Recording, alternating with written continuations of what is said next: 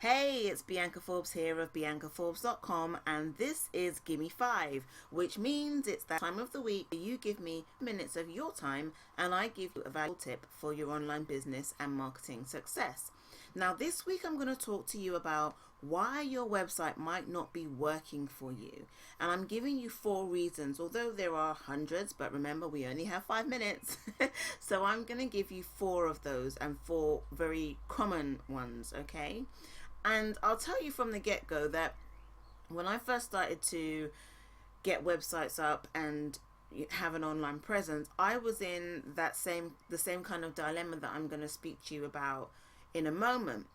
And I came to the same conclusions that many of you and many of my clients have also experienced once they've got online. So let's just go through it for a moment. You've got your website and you've got something to offer. Now what? One of the main things you'll find when you start looking for the business online is that where to start, it's not actually obvious. And it leads you to question then why your website isn't working for you. It's not something that's just automatic. And usually the thought comes after confusion and frustration, mind you, because people just don't seem to be finding you automatically now that your website is up.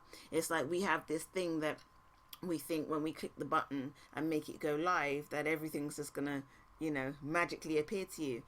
Well, look, let me remind you that having a website isn't enough in itself, and it is actually a really big misconception for many people that the website is the beginning and end of marketing online. And the truth is that your website is just the tip of the iceberg. And remember, icebergs are very big underneath. All right? So know that I get it. I get it totally. You were told to get a website. You were told that your online presence was important. And you were told that without a website, your business won't be taken seriously. I'll tell you now that that's not entirely true.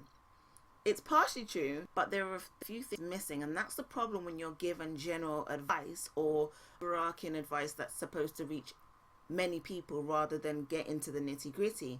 The truth is, more needs to be done for your website to work for you.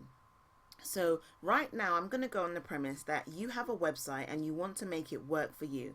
So let me help you first by looking at the reasons why you need to bring more attention, also known as driving traffic, to your website. First up, you are 1 in a million. Actually, you're 1 in billions of people who have websites, and they, just like you, want eyes on their site. So having a website alone won't reach the people you're aiming for.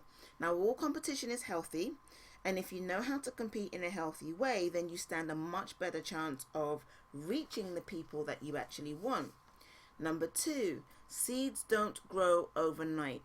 You have a choice to go full steam ahead and promote what you do like crazy, or you can go a steadier pace. It depends on your style. But just as you plant seeds and encourage them to grow, the principle is the same online.